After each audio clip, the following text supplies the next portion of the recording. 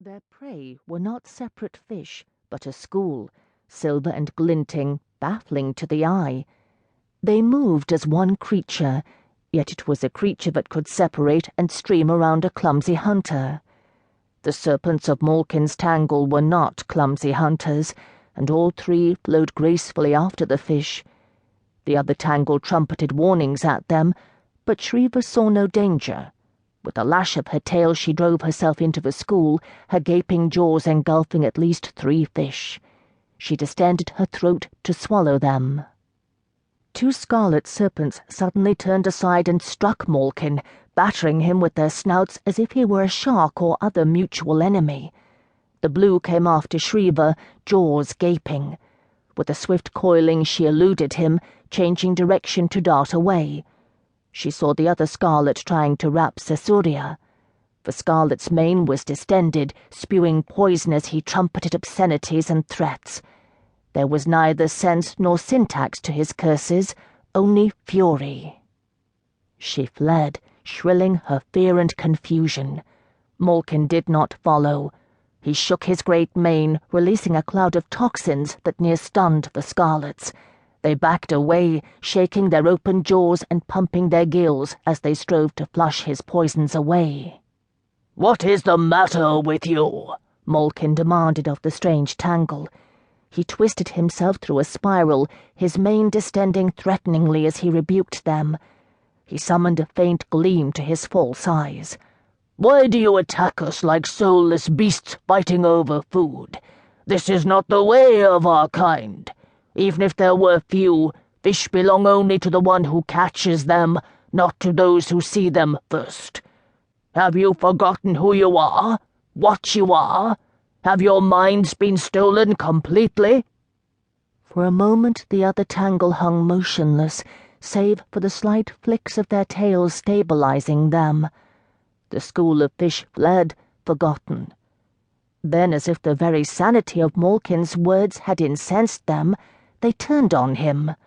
All 6 converged, jaws wide to display their teeth, manes erect and streaming toxins, tails lashing.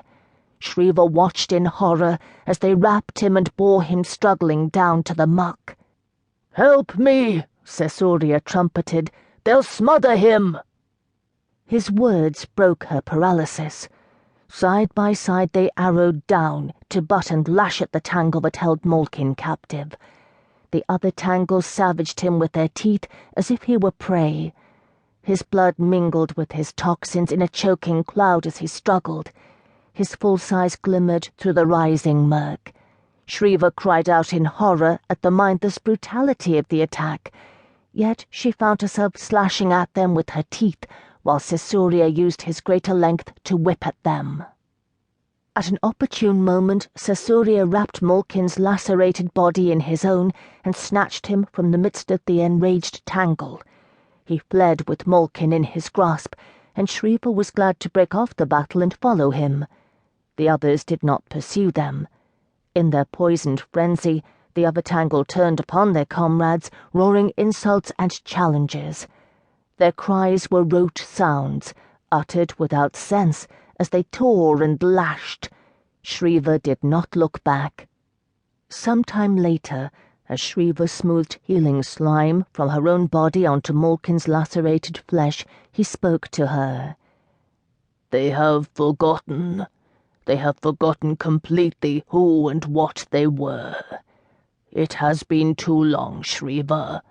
They have lost every shred of memory and purpose."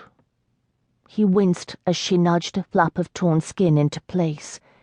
She sealed a layer of mucus over it. "They are what we will become." "Hush," Shriva told him gently. "Hush, rest." She twined her long body more securely about him, anchored her tail against a rock to secure them from the current. Entangled with them, Cesuria already slept.